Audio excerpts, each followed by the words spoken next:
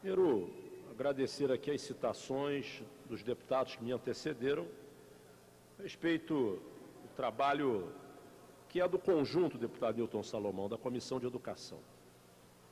Essa comissão que tem um grupo de deputados que nos permite, com uma presença assídua, com uma dinâmica de audiências públicas que já se transformou uma marca da comissão nessa casa. Como disse aqui o deputado Paulo Ramos, a Comissão de Educação se transformou em um grande fórum de debate de políticas de educação do Estado do Rio de Janeiro, com a presença sempre respeitosa por todos nós de professores do Rio de Janeiro. Então, quero aqui agradecer à Assembleia, ao conjunto de deputados da Assembleia, que nos permitiram esses anos todos alguns avanços na comissão. Eu aqui, deputado Abrão, falaria alguns avanços dessa comissão com apoio desse plenário, frente à questão das políticas de valorização dos educadores públicos do Rio de Janeiro, dos professores do Rio de Janeiro. Regime de dedicação exclusiva da UERJ. Lei conquistada através de muito debate nesse plenário, na Comissão de Educação, e com apoio da totalidade dos parlamentares. Hoje a nossa Universidade do Estado do Rio de Janeiro passou a ter, na sua carreira do magistério, o regime de dedicação exclusiva. Gratificação aos professores da rede estadual, os professores da SEDUC, para a formação de mestrado e doutorado, que não tinham, ou seja, a gratificação concedida pela carreira que o Estado oferecia aos seus professores ia só até a especialização. Luta da nossa comissão, emenda de minha autoria e com apoio da casa, hoje os professores da rede estadual têm aí a gratificação de mestrado e doutorado. Não como desejávamos, continuará sendo uma luta nossa aqui na casa, né, que essa gratificação entre incorporada na carreira, não na forma de gratificação, mas sim como componente, parte remuneratória dos professores, para que no momento da justa aposentadoria, eles possam ter o direito de levar, em função da qualificação, do curso que fizeram, levar para a sua aposentadoria esses valores do mestrado e do doutorado. Mas, ponto para essa casa. Não conseguimos avançar na tese trazida aqui pelo deputado Salomão de uma matrícula por escola. E aí eu não quero culpabilizar o governo. Eu discuti o centro desse debate. Quero responsabilizar, né, a intransigência do secretário de Estado de Educação. Num debate que tivemos no Colégio de Líderes, né, que ele, sem ter a responsabilidade de assumir um acordo com essa casa, disse que só seria possível daqui a 10 ou 20 anos. Então, naquele momento, a responsabilidade pelo embate que tivemos aqui, tá, foi do secretário de Estado de Educação, que ele apresentasse à Assembleia um calendário gradativo de implantação desse desejo de todos nós, garantir uma matrícula por escola, é dar ao professor melhores condições de trabalho. É garantir ao professor uma dedicação maior àquela unidade escolar, uma participação maior no processo educacional dos alunos lotados naquela unidade escolar. Mas a intransigência do secretário, que é a sua característica, levou de forma pouco respeitosa a essa casa aquele debate que, lamentavelmente, o governo vetou a iniciativa do deputado Marcelo Freixo.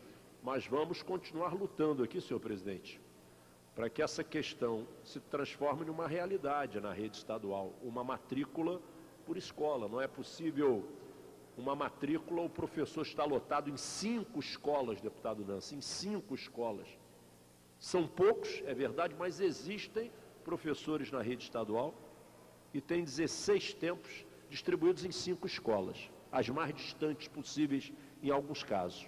Mas, de qualquer maneira, temos que reconhecer aqui que o Parlamento Estadual, o Plano Estadual de Educação, lei que regulamentou o sistema estadual de educação, lei de responsabilidade educacional, a lei que vinculou transferências voluntárias a municípios que tivessem planos municipais de educação. Nós temos uma gama de iniciativas que esse parlamento, no seu conjunto, permitiu que a Comissão de Educação pudesse apresentar essa agenda aprovada no plenário, que dá ao Rio de Janeiro, dá ao Estado do Rio de Janeiro, um norte na sua política de educação. Faz com que a educação no Rio de Janeiro, senhor presidente, transite definitivamente da situação de política de governo para a política de Estado, que possa transitar governos, que possa ser um projeto apropriado por toda a sociedade. E aí vem no seu centro a questão do professor, a questão do magistério. A data é uma data para a gente registrar, para comemorar pouco, mas para a gente registrar. Quem viu o debate ontem da Band, os dois candidatos, um dos dois será o futuro presidente da República, eu espero que seja o senador Aécio Neves, mas ambos colocaram um compromisso de educação no centro das suas agendas. O que foi dito aqui por alguns colegas que me antecederam. Nós temos que fazer um esforço concentrado para que aqueles que chegam ao mandato coloquem, de fato, educação no centro dos nossos debates.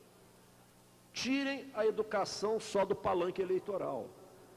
Chega a época de eleição, deputado presidente, todos falam da importância da valorização dos profissionais da educação. Chega a época de eleição, todos colocam a educação como prioridade das suas agendas. Acaba a eleição, parece que é uma amnésia quase coletiva da maioria.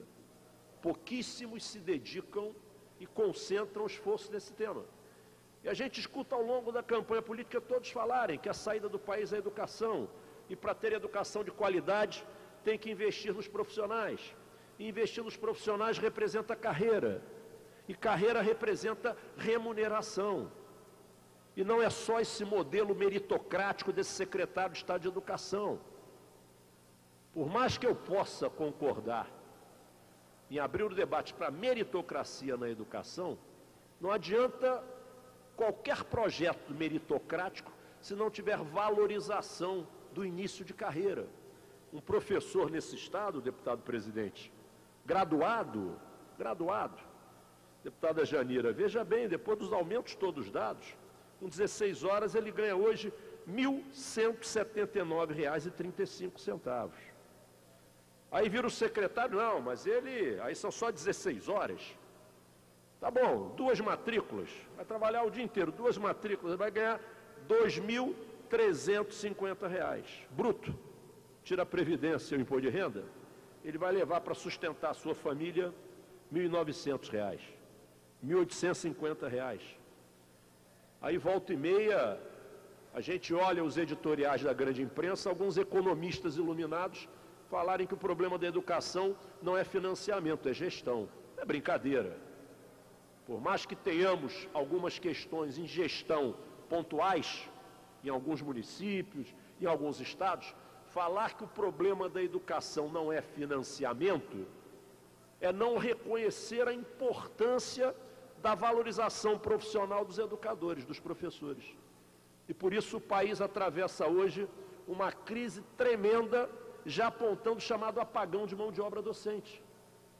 E com esses salários oferecidos, quais são os meninos em idade de universidade que apontam aí um curso de licenciatura, que buscam fazer a carreira do magistério público? Quais?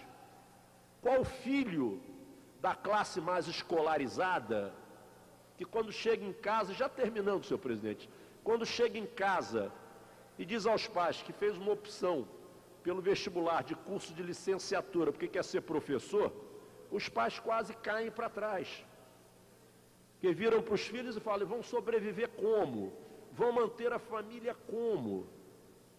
Por isso hoje as escolas de licenciatura não formam mais docentes de física, de química, de biologia, de matemática suficientes para reposição no sistema. Por isso temos aí em boa parte do país grande número de professores assumindo titularidade de disciplinas para as quais não tem formação, não fizeram sequer a licenciatura.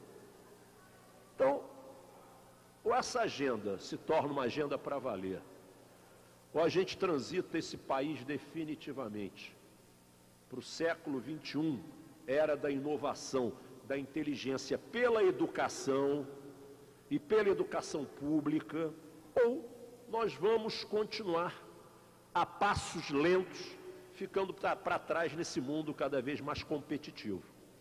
Não há como vencer essa competição da inovação, ciência e tecnologia sem inteligência. E sem inteligência, sem inteligência não há como ter um país plenamente desenvolvido. E para ter inteligência, senhor deputado presidente, já terminando a minha intervenção, nós temos que investir na carreira do magistério.